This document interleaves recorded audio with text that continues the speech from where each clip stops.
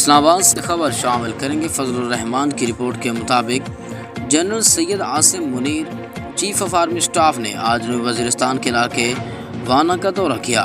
دورے کے دوران CEOS نے موجودہ سیکیورٹی مناظر نامے اور انسداد دہشت گردی کی جاری کارروائیوں کے بارے میں ایک جامع بریفنگ حاصل کی۔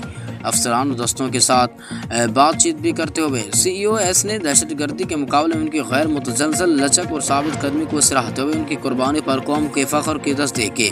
انہوں نے زور دے کر کہا کہ شہداء پاکستان کا فخر ہیں اور ان کی قربانی کو کبھی فراموش نہیں کیا جائے گا۔